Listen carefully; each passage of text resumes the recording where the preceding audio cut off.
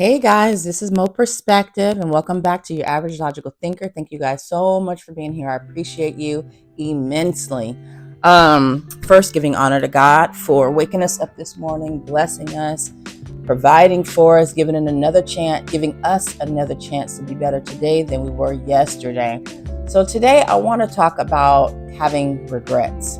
Oftentimes, I've heard it said that, I don't have any regrets. Everything I did in life for a reason. But to be honest, like I have regrets. Like there are things that I wish that I could take back or that I would have done differently. But at the end of the day, I know that everything that I went through and all of the choices that I made in life landed me exactly where I am today.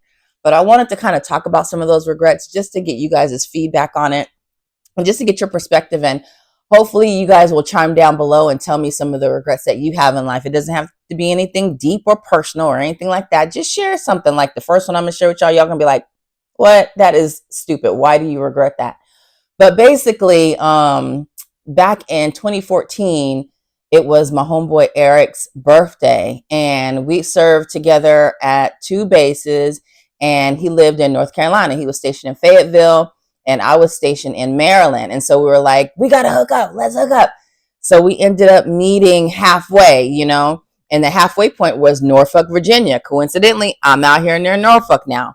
But we met up in Norfolk, and the deal was he would pay for the room and I would pay for drinks all night. Now, mind you, I just gotten back with my child's ex, and we were seeing each other, but it was a long distance relationship. He lived in Portugal and I was here. And so even when I got pregnant right after that, he even had to ask. He was like, yo, is it Eric's? And then like, no. Eric bats for a whole nother team. Okay. I'm not even his type. And funny thing is, when we were stationed together in Korea, all the girls loved Eric. And to myself, I kept thinking, they don't see that this motherfucker is gay. Like, he does not like women. But anyways, he ended up coming out to me probably like a year later. But the whole time I already knew because I have that gaydar. Like I got that sense. Like I be knowing when somebody is batting for the other team. It's just a weird sense that I had. But and he tried to pretend, bringing girls back to his room, whatever. Whole time I'm thinking, you ain't fooling nobody, bro. But he was. Anyways, me and Eric met up in Norfolk or whatever. And we went out. We had such a good time and everything. And because it was his birthday, I was buying him double shots, right? Because I'm trying to, like, he paid for this room. It was over $100.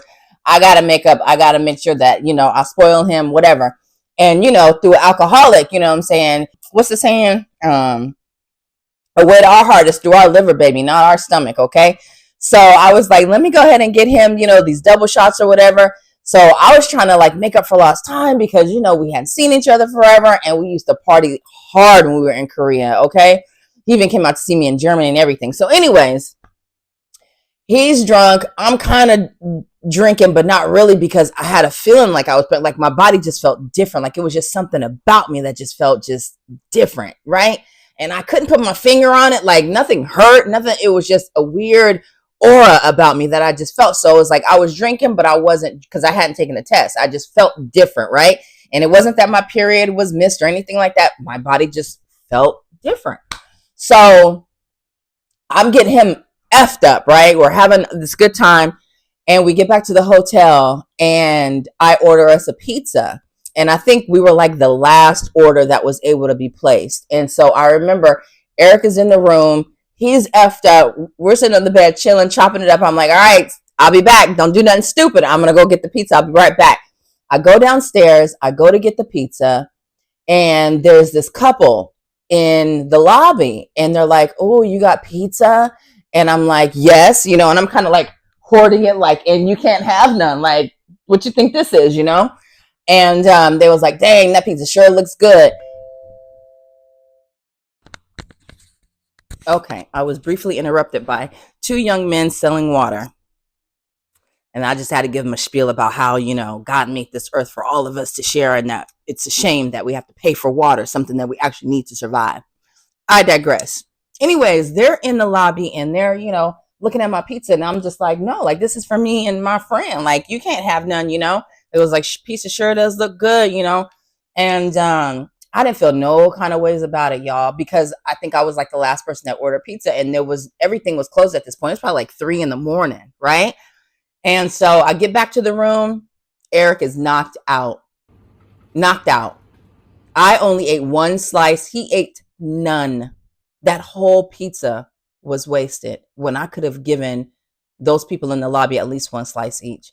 And even though it happened so long ago, like I still feel so bad about it. Like, and most people probably be like, it's nothing. You know what I'm saying? They weren't starving, but I don't know their situation. I don't know what could have been. You know what I mean? And so I hate the fact that it still bothers me. But in the grand scheme of things, it's definitely taught me to have more empathy for people. Like, I feel like that's what I get. You know what I'm saying? Like, I paid this money for this pizza. He fell asleep, didn't eat any. I only ate one slice and it was just wasted. And I mean, I felt bad. Like, I still feel bad. I don't feel as bad as I did back then. But just thinking about it, like, I just pray for those people and I pray that they're good and they're cool. I mean, they were party goers like me and him. And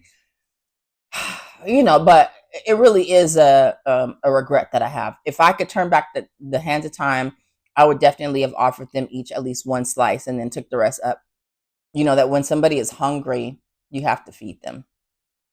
Whether it be um, food or um, mental food. You know, you have to feed the people. So, anyways, the other regret that I have, and I'm gonna be honest, I got a lot. Like, there's so many things in life that I would go back and change. And one of those things is not reading my journal before I got married. I got married, you guys, when I was like 23, 24, and we were together for 2 years. And during that marriage, I realized certain traits about him that I overlooked while we were together. And after I got married, like immediately after I said I do, I knew I messed up. Like, soon as I said I do, I said, "Oh, Mo, you done effed up," right? But I'm one of those kind of people. If I make the bed, I'm gonna lay in it. You know what I'm saying? So I said to myself, and I said this to God. I said, you know what? I know I messed up, God, but I'm gonna do my darndest. And we did everything. We went to church, we went to counseling, we did Marriage 101 that was offered through the military, and actually going to counseling and doing Marriage 101 made us both realize that we both had effed up. And the thing is this, we thought that we would never the reason why we got married was because we thought we couldn't live without each other. And even after being separated for 4 months before the military put us together, I realized in that time I could live without him. I realized I actually could survive without this dude. I could just keep it moving, you know? But we made our bed, we laid in it, we did it for 2 years, we gave it our best. And so the one thing I regret is not necessarily marrying him, because I'm glad that I had that experience. What I regret is not looking back in my journal and what I wrote about him before I said I do. Literally in my journal. And I didn't read this until maybe years later, where it said that this guy is selfish and that he's very self-centered. And I mean, there was a couple of negative traits in there that I literally noted down, or maybe an incident, that happened that showed that he had these type of traits.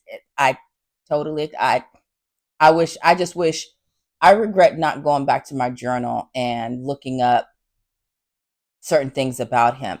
And so because of that, last night I got in my journal, because there is a gentleman that I'm kind of fancying that I've been slightly flirtatious with in the DMs, and this person wants to come out this way. And I want to go and see him and meet him, but there's some things that I'm noticing. And so I have to put a note in my phone to say, hey, make sure that you go back and read this before you take the time doing too much, because this is going to stop you. And I even wrote in my note, I said, if you don't read this before you make your next big move, you will regret it. So those are two of my regrets. There are others, but like I said before, Oh, I also wanted to make note about this because it's been like a thing, right? So if you guys notice in a lot of these reality TV shows, there's always a guy that lives with his parents. He lives in the basement or he lives in the spare room, and they get drugged for filth online for living in their parents' basement, you know? And so people always feel bad for the woman that gets stuck with the guy that lives in the basement because it's kind of like that failure to launch type thing. And I was thinking about this earlier when I was watching another person's live stream, and they mentioned that they hate asking for help. And one of the things with my ex husband was that he wanted what he wanted when he wanted it, right?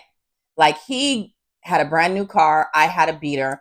And rather than helping me get new tires for my beater, was it tires or air conditioning? It was one. No, air. I think I need the air conditioning in my car, right? So I'm living in Texas, right? San Angelo, hot ass San Angelo, Texas, with no AC. And he has this brand new Camaro, right? That was used to be like his pickup line. Hey, my name is such and such, and I have a Camaro. He was so lame, right? Anyways, but he was fine. That boy was fine. And he was packing. So I was sold just by that, right? I was being superficial. I was young. I was dumb. Hey, don't kill me. But what happened was he wanted a new sound system for his car. And like, I didn't have AC in mind, right? So I had been saving up to get my AC fixed and things like that. And he wanted the system. And I'm like, dude, I was like, babe, we can literally like save for this. The system you want is only $400. This was back in the early 2000s, guys. So things wasn't as expensive as it is now. But I think his system was like less than $500. And I'm like, bro, we can save up for it. But what did he do? He went to his parents. Now, mind you, we're newly married. I paid for all the furniture in the house, but he had a TV and a computer and some other things. So we brought our stuff together, and this is what we did. Even when we got our rings, like we both pitched in and bought our rings together, kind of thing, right? Because we were young and we were saving, and it wasn't a big deal. And I wasn't, I'm still not a very materialistic person, even though I like nice things. Don't ever get it twisted, fellas. I do like some nice things. But I begged him. I was like, "Don't ask your parents. Like, don't do this." And so with one of the couples on Love is Blind, people were saying that Hannah was jealous of Nick because Nick had somebody that he could depend on, whereas her, she got it out of the mud. She left the house at 18 and she built everything. And I have to say that that is not an issue because even my ex-husband told me at one point, he goes, "I just think you're jealous because I can ask my parents for money and you can't." While that is true, yes, I couldn't ask my parents for $400 for especially a sound system. Heck no, they would laugh at me. They plus they didn't have it. But I think for me, it was more about being independent and standing on your own and saying, look, we're a team and we can actually make this work and we can get our own by ourselves. Like, don't, because another thing too, him asking for that money from his parents, I don't like owing anybody anything. I don't like owing anybody anything. And so it just felt like another bill that I would have felt like rushed to hurry up and pay them back because number one, I didn't want to owe them, number one. Number two, I didn't want them to feel like, dang it, they got married and they can't even handle their own affairs. I was really worried about the optics of it and how it looked as far as like these guys are responsible, but his parents didn't care. Like they loved him. You know what I'm saying? He's the baby out of like a whole bunch of siblings and they didn't mind doing that. Like I don't even think they required him because I used to be like, well, we have to pay your parents back, and he's like, don't worry about it, it's all good, because they love spoiling the baby. He made them proud. He was an honor graduate, like super super smart. So it wasn't necessarily a thing of being jealous, but that broke my heart just hearing him say that. I think that I'm jealous of him because his parents do for him. Like I was happy that there was somebody in our lives that I knew at least we could go to if we really really needed something. So jealousy was the last thing on my mind. But yeah, I do regret, not looking back on those notes and realizing the character traits of the person that I decided to marry. But like I said before, I don't think having regrets is necessarily a bad thing. I think it's good for us to regret certain things. That way we get the lesson out of it and we do better in the future. Like if you don't regret anything, then you don't have to take accountability for any of your actions.